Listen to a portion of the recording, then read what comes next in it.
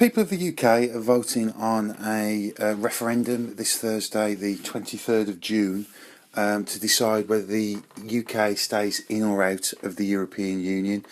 I'm finding this a personal struggle myself to find any kind of information to help me make up my mind. So I just thought I'd make a short little film and just talk to some everyday people to get their kind of opinions on if they're staying in or out of the EU, and hopefully where they got information from. Hopefully this might help some of you guys out there just to make up your decision to how you're going to vote, because I know it's a very, very difficult time at the moment to try and figure out what's going on. A very confusing time. So just sit back for the next 15 odd minutes, however long it is, and just take in what people are saying, and hopefully this might help you make your decision on Thursday. My thoughts on the EU referendum. I find it quite frustrating trying to make a decision when both sides are not given a lot of actual factual evidence. It's just fear-mongering from both sides of the campaign. What I do find scary is the prospect of the government that will be left in place if we do vote to leave. We've already got a right-wing government that's made life quite tough for the poor and needy in this country.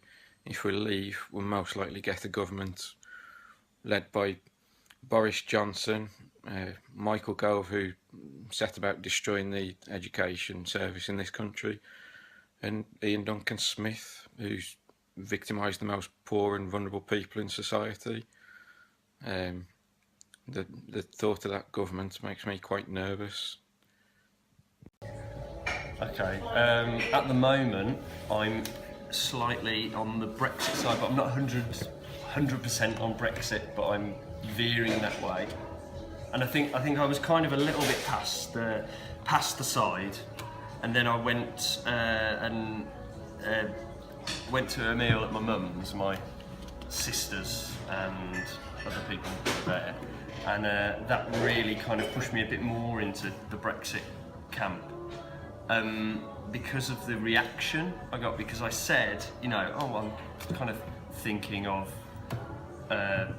Brexit, leaning in that direction, and they basically kind of leapt upon me like, I don't know, like I'd said I, disagree with civil rights or something, and just kind of really, like I'd say, well, because of this, and they were, you're stupid, sort of thing, how can you, what, you're not talking any sense, sort of thing. And I actually thought I was making quite reasoned, sane arguments, and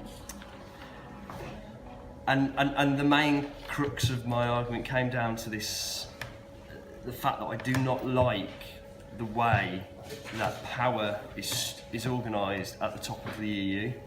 I do not like the way the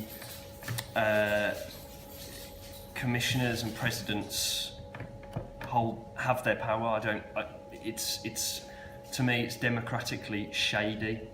I kind of am trying to steer clear of using words like fascist, because that sounds ridiculous, and that is ridiculous, but it is, for want of a better phrase, it is democratically problematic, I find. I think that the way the commissioners are, from what I understand from the research I've done, the way that the commissioners are chosen, they are chosen by the governments of each country. So they're not directly elected by the people, but then that's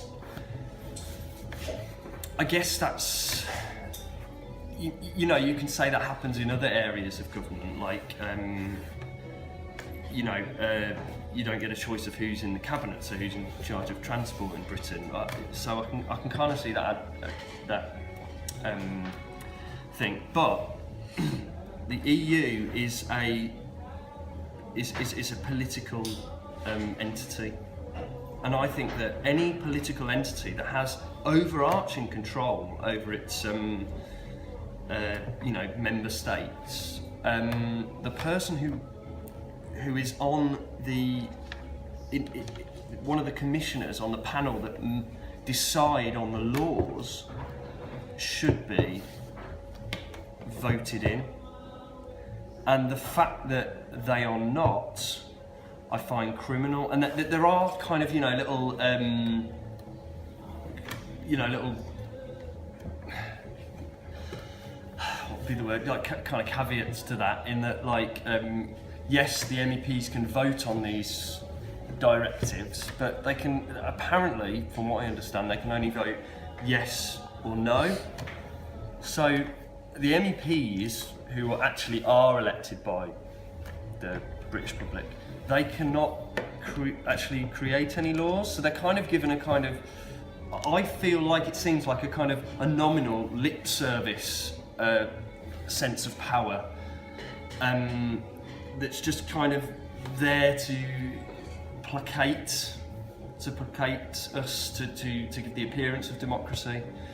It's not democracy in the fullest sense. And yes, you can argue that British government is compromised and it's not very, it's not democratic at every level. Yes, I know that, but why allow the the problems in one structure to justify something worse in another? And I think this leads to a kind of race to the bottom way of thinking.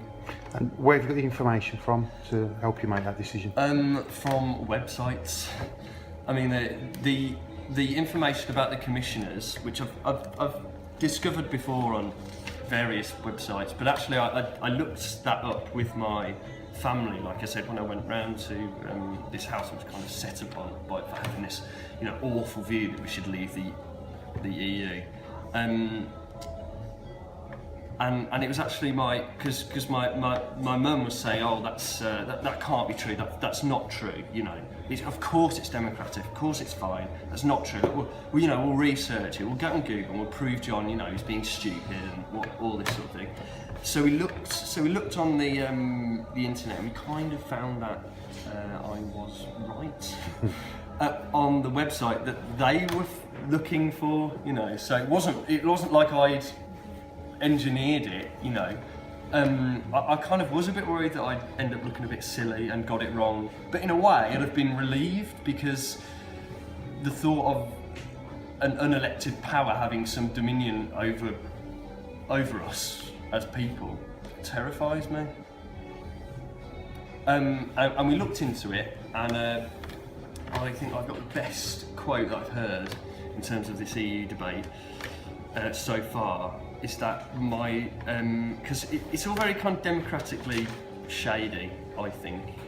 My mum kind of said, she wasn't conceding to the point, but she kind of said, like, well, it's not democratic, which I think is just a hilarious sentence, and I would almost like to imagine that as the slogan for the EU. Welcome to the European Union. It's not democratic, So, yeah. What do you want to know? Are you voting in or out of the EU? Voting in. Why is that simple? Basically, because there's a lot of arseholes that are voting out.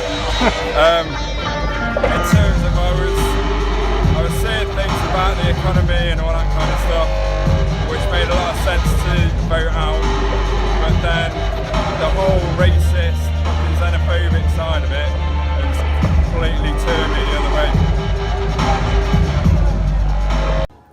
So I'm voting to leave the EU, and the reason why is when I started doing research about it, I discovered that there are hundreds, maybe even thousands of small businesses that have been regulated out of existence by the EU, and I think that the EU has a vested interest to get rid of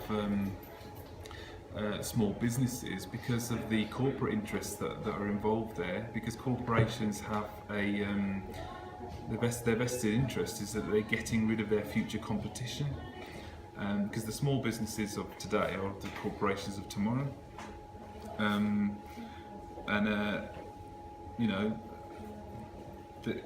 Most people don't know about that stuff. The other reason that I have is that democracy is not for sale. That's something that Giles Fraser said on Question Time a few months ago. You know, there are good things about Britain, and parliamentary democracy is one of them. And we can't let that go. It's like everything else has been sold, but you know, we must insist that democracy is not for sale. There's also, I mean, there's loads of things. There's the European arrest warrant that, as you know, a lot of people have suffered from over the years. People have been carted off to jails in Hungary and Greece with without a fair trial, with no evidence being presented. You know, under the pretense of you know, being able to deport criminals, but that's been very bad for ordinary people. Yeah, so for all those reasons, I'm voting Leave. I got the information from books. In fact, I'm going to show you one of the books because I think everyone should read it. That's one of the books with lots of little stories in it about things that happen to ordinary people. Yeah, just read a few books from the library and of course YouTube. Why am I voting in? It seems like the right thing to do. Why is that though? Why? I don't know. I think it's down to the supporters of the In campaign are probably a little bit more intelligent than the Out campaign. And have you been able to find any kind of like information, data or anything factual to help you make your decision and vote to stay around the EU? Not particularly. It's all hearsay and everything else really. Okay, come on then, let's go, let's talk about it. I believe that voting yes or no is not going to make any difference in the long term because the powers that be are still the powers that be. We don't really have a say in it. But if you're going to vote one way or the other, do what I've done and vote out. And with a bit of luck, we can become part of America. And also, Hayden, you get to watch more wrestling. Okay, well, me personally, I'm going to be voting to remain part of the European Union. Just through my own personal beliefs that, yeah, I think we're better as part of Europe. I don't really subscribe to the kind of old ideas of nationhood. The world has changed at such an incredible pace now that, you know, it's not about what country you're from. It's truly a multinational global world nowadays. And I think the ideas of nationhood are eroding away pretty quickly. I mean, you know, when you think of the internet and the way we are now and the way we communicate and the way that cultures are very much singularised now in the Western world, I just feel that, rejecting Europe and going back on that and leaving the EU is a step backwards, really. Trying to head back to a romantic vision of an old world that just doesn't exist anymore.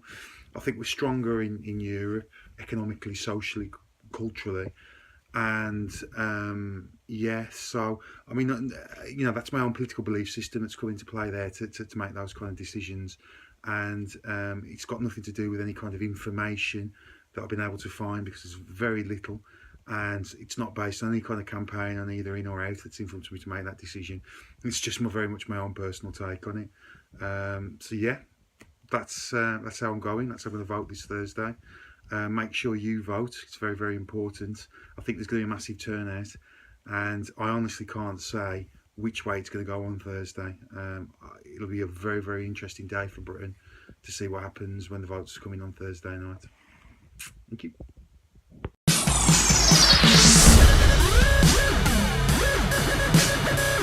We'll be right back.